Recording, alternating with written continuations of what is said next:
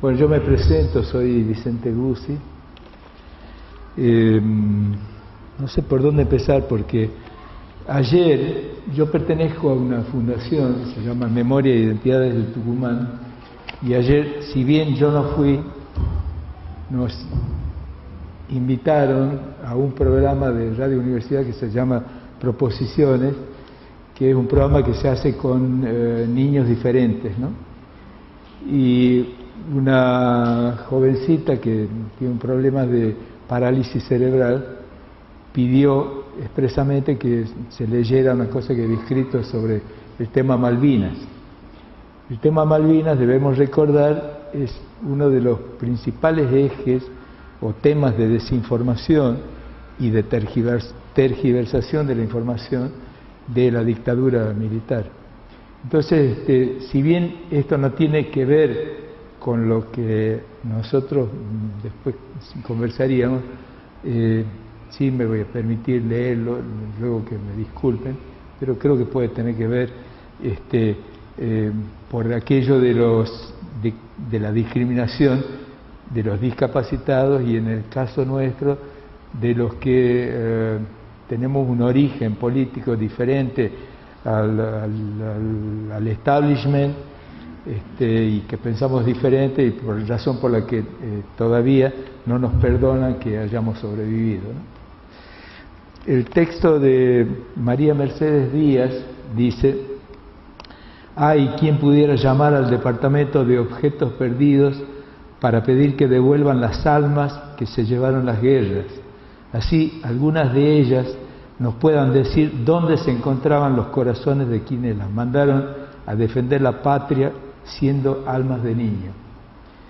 Le dieron un arma, le enseñaron a usarla, pero nunca le dijeron que el enemigo era su igual. Y cegado por la ira de otro fue abriéndose paso, haciéndose más grande el territorio para su bandera, pero también fue endureciendo su corazón, pues el horror que veía con sus ojos terminó por matar la poca inocencia que albergaba su espíritu, y cada una de sus proezas tapaban su pecho de honor. Hoy se pregunta de qué sirven las medallas al valor cuando mira pasar a sus padres buscando entre los que, como él, han perdido hasta la identidad. Y solo le queda esperar a que la ciencia le devuelva al menos su nombre, ya que la vida se quedó en la memoria de las guerras por la paz de su patria. Aunque hoy lo tengan como un NN no nacido en el Departamento de Objetos Perdidos». María Mercedes Díaz. Muchas gracias. Y voy a empezar con una frase que supo decir Eduardo Galeano ya hace varios años. Dice: «Nos mean desde arriba y los diarios informan que llueve». De alguna manera esto de algún modo condensa lo que ocurrió en la época de la dictadura. A 37 años de la terminación del golpe y a 30 del reinicio de la democracia, es muy poco lo que queda sin saberse de la dictadura. Pero de todos modos, vale la pena recordar, y ruego que con lo que yo diga por estos días que asumió el nuevo Papa, que nadie se ofenda, pero quiero decir que la dictadura fue y llegó a ser lo que fue basado en tres pilares fundamentales. Uno, la Iglesia; otro es la prensa, que es de lo que esta noche vamos a conversar, y otro, la educación.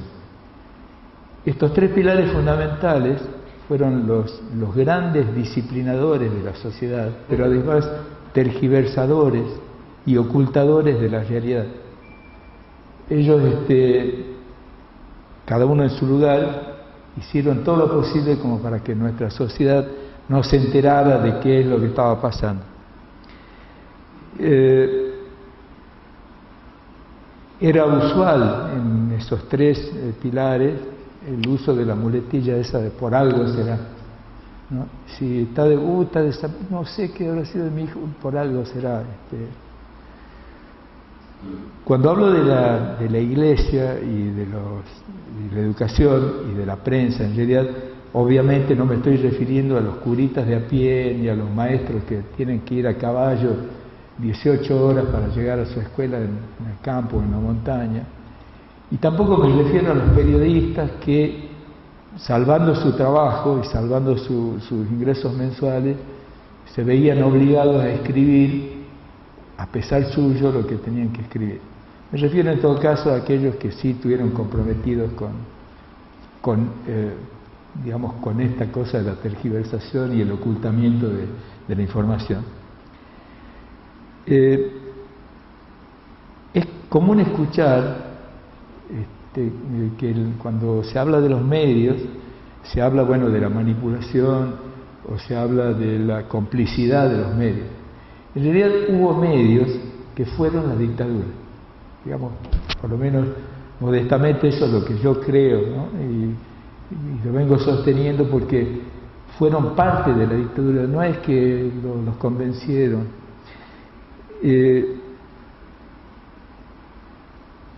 que tanto los medios como los purpurados y como buena parte de aquellos que brindaban educación hacían suyo el discurso de la dictadura. O sea, no decían, esto dice el gobierno, el Estado, no sé qué, no, decían ellos, ¿no? Y para muestras, hay varios botones aquí en la exposición, en la gran exposición esta que armó el MUNT y con el apoyo de la directora. Ahí se puede ver cómo los medios asumían ellos el discurso de la dictadura.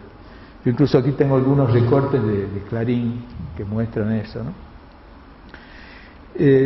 Dentro de los botones de muestra está, por ejemplo, el "¿Qué buscan?" en la revista Somos, la tapa cuando vino la Comisión de Derechos Humanos, el "Ya estamos ganando" del Clarín a toda página, de esa guerra inmoral, en el comienzo de esa guerra inmoral que fue la ocupación de Malvinas, "Nuevo gobierno" en letras catástrofe de Clarín el 24 de marzo del 76, o si no, Crónica, cuando termina el Mundial del 78, que tituló "Argentina, rey del mundo". Sí, no hay tierra como la nuestra. Efectivamente, no hay otra tierra en la que haya pasado lo que pasó acá, con el grado de perversión y con el plan sistemático de aniquilamiento de los sectores populares como acá. Y ahora voy a empezar a leer. Como se vio entonces, los grandes medios de prensa no fueron cómplices, sino que asumieron el rol y la función de portavoces gubernamentales, desinformando, manipulando y maquillando las múltiples prácticas ilegales ejercidas impunemente por la dictadura, tratando de divulgar una imagen positiva del país. Con lo que la dictadura logró apoyo en la opinión pública que todavía hoy se mantiene. Estos medios dieron una imagen positiva y legitimadora sobre las acciones de la dictadura, ocultando la violencia ideológica y cultural, la represión y los permanentes atropellos y violaciones de los derechos humanos de nuestro pueblo. El rol fundamental de esos medios fue el de apoyar y difundir el discurso oficial del Estado terrorista, instalando una versión idealizada de los supuestos objetivos de progreso y bienestar que planteaba la dictadura, ocultando la dimensión de la violación sistemática y permanente de los derechos humanos. Dieron una imagen falaz, del accionar del Estado terrorista, incluso utilizando terminología inusual en el lenguaje hablado y escrito, para describir situaciones socialmente inéditas y disimular las ejecuciones, fusilamientos, secuestros, asesinatos y persecuciones de las que fueron víctimas militares de Argentina. Por ejemplo, se empezó ahí a manejar palabras como detenido desaparecido, chupadero, capucha, traslado o ausente para siempre. Intentaron persuadir los medios a la sociedad de que el régimen antidemocrático no lo era tanto como se decía. Negaban y ocultaban que las prácticas del Estado fueran crímenes institucionales. Y uno podrá preguntarse entonces el porqué de esa actitud. Y hay dos respuestas evidentes, aunque seguro habrá varias más. En primer lugar, la ideología empresaria, reflejada en la política editorial, y luego las deudas que contrajeron los medios por las prebendas y negocios sucios con los que se beneficiaron. Respecto de la actitud de determinados medios de prensa, yo me puse a buscar y encontré una tesis doctoral de un periodista platense, periodista y docente platense que se llama Martín Malarro, y él hizo un estudio durante todo el periodo de la dictadura de 4 grandes medios, de qué es lo que decían esos medios. Yo tomé solo 2 de ellos. Él estudió sobre Clarín, La Nación, La Opinión, en la segunda etapa, ya eliminar el secuestrado Timerman, y Crónica. ¿Crónica? No, y La Razón. Yo solo tomé lo que dice este hombre, el estudio de este hombre sobre La Nación y Clarín. En el caso de La Nación, avaló el golpe y su ideario mientras duró el proceso, justificándolo en el desgobierno de Estela Martínez de Perón. No cuestionó, investigó ni reclamó por las permanentes violaciones a los derechos humanos y justificó la violencia ejercida por el Estado. Justificó y festejó, comillas, el saneamiento de las aulas y la represión ejercida en el ámbito educativo y gremial, argumentando la infiltración ideológica subversiva. Defendió la supuesta, comillas, libertad de prensa vigente durante la dictadura en Argentina y nada dijo respecto de la desaparición de periodistas. En el caso de Clarín, defendió la represión, este medio, como necesaria, entre comillas, en el marco de la guerra contra la subversión, entre comillas, al solicitar y justificar la aplicación de la pena de muerte. Se indicó a la guerrilla como culpable de todas las ejecuciones de cuadros o militantes políticos. Insistió en el carácter legal de la represión estatal, desinteresándose por las apariciones de cadáveres en todo el país y por las desapariciones. Justificó la violencia estatal con el argumento de que en el país había una guerra total, entre comillas, con el enfrentamiento entre 2 ejércitos, el de la nación y el del enemigo. Justificó el silencio de la prensa argentina, afirmaba que en el país había libertad de prensa, aceptaba las restricciones y afirmaba que ese era su aporte, el aporte de los medios al combate contra la subversión. Pero además, el diario de la familia noble no dudó en afirmar, comillas, la prensa nacional no tiene dificultades con un gobierno que persigue idénticos fines. Y entonces vuelvo a Galeano, y ya estoy a punto de terminar. Dice Galeano en uno de los viajes: yo a veces escucho TN y me da la impresión de que Buenos Aires debe ser como Irán o Bagdad, y voy a Buenos Aires y no tiene nada que ver con lo que cuentan que es. Además, se ha dado un fenómeno, este también internacional. Es impresionante cómo en la época de la globalización se repite todo. Qué poca originalidad. Los países tienen menos capacidad de decir lo suyo, de caminar su camino. Entonces se dan esas copias universales. Los informativos de la televisión empiezan, en casi todos los países, con temas de seguridad pública, crímenes, violaciones, asesinatos. Eso es la mitad o más del informativo, con lo cual la población queda temblando y diciendo: estamos en manos de los delitos, de los delincuentes, de los criminales. Esta prensa es la misma de aquella otra. Este es el mismo país nuestro. Lo que ha variado es la situación política, social y económica de nuestro país. En la dictadura se hacía especial hincapié acerca de la seguridad que brindaban los represores. Hoy en democracia se pone el acento sobre la inseguridad y la violencia. Por algo será. Muchas gracias.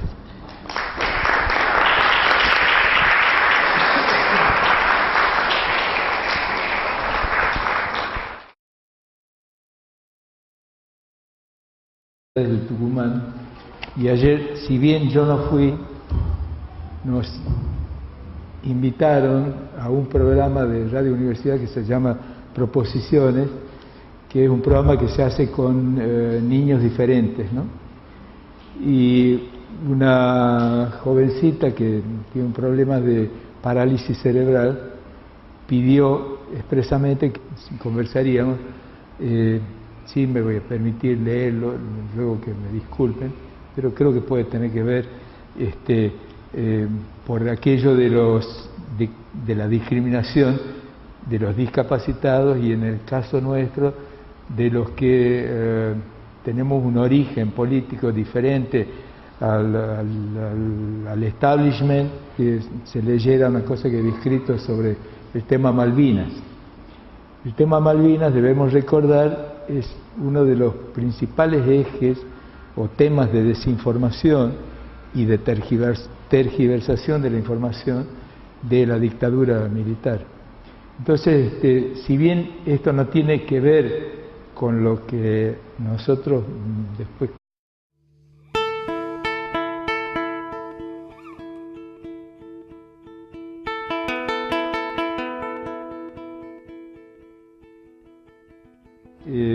bueno, yo me presento, soy Vicente Guzzi. No sé por dónde empezar, porque ayer yo pertenezco a una fundación, se llama Memoria e Identidad, y que pensamos diferente, y por la razón por la que todavía no nos perdonan que hayamos sobrevivido, ¿no? El texto de María Mercedes Díaz dice: «Hay quien pudiera llamar al Departamento de Objetos Perdidos para pedir que devuelvan las almas que se llevaron las guerras. Así, algunas de ellas